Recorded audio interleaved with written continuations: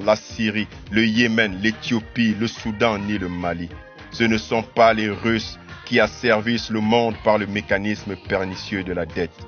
Ce ne sont pas les Russes qui polluent le plus la planète pour accélérer le réchauffement climatique. Ce ne sont pas les Russes qui ont des projets de dépopulation de l'Afrique par tous les subterfuges machiavéliques.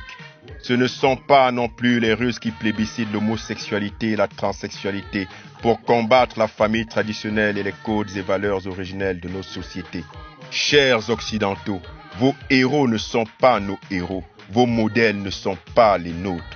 Le roi Léopold II de Belgique qui a régné entre 1865 et 1907 est l'un des pires criminels que l'Afrique n'ait jamais connu, avec à son actif plus de 20 millions de civils congolais assassinés et mutilés, bien plus qu'Hitler que vous présentez comme le pire des monstres, avec pour seule raison la couleur de ses victimes.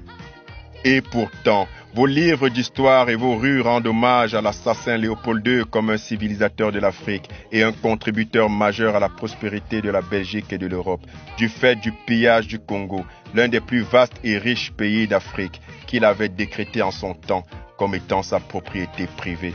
Charles de Gaulle, que vous considérez comme le héros de la France, ne peut bénéficier d'aucun autre attribut en Afrique que celui de criminel, au regard de la multitude de ses œuvres macabres, dont des millions de victimes au Cameroun, en Algérie et partout en Afrique.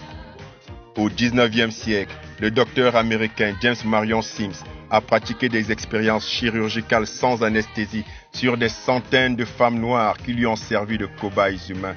Pourtant, votre histoire retient qu'il est le père de la gynécologie moderne et une statue en sa mémoire trône à New York. Entre 1982 et 1992, Wouter Besson, alias Docteur de la Mort, a assassiné des milliers de Noirs en Afrique du Sud, conformément au programme gouvernemental de diminution de la population noire à l'aide d'armes bactériologiques. Et pourtant, il a été acquitté en 2002. Cher Occident, toute l'histoire du peuple noir est pavée de cadavres et écrite en lettres de sang du fait de la multitude de tes crimes. Le seul souvenir que l'Afrique garde de sa relation avec toi, c'est la désolation et le chaos.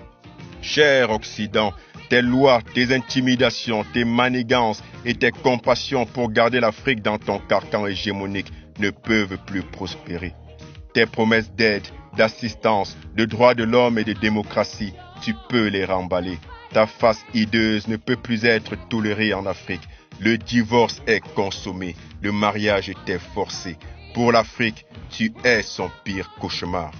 L'Afrique n'a pas à demander la permission de l'Occident pour choisir ses partenaires. Quand on est dans une relation où on vous ment, vous viole, vous humilie en permanence et sans interruption depuis le début, il faut partir en courant, car rien ne peut être pire. La Russie n'est pas la panacée pour l'Afrique, mais la bouée de sauvetage qui permet de passer de l'autre côté de la rive, loin des vautours, des crocodiles et des vampires. Cher Occident, c'est dans ton intérêt ultime d'entendre les aspirations des peuples africains à s'affranchir de ton joug. Mais si tu t'entêtes dans tes méthodes éculées, les populations africaines prendront leurs responsabilités, aussi bien à ton endroit qu'à celui de tes valets de l'intérieur. À bon entendeur, salut. C'était les chroniques de Paulila, analyste financier et géostratège. Bonne écoute.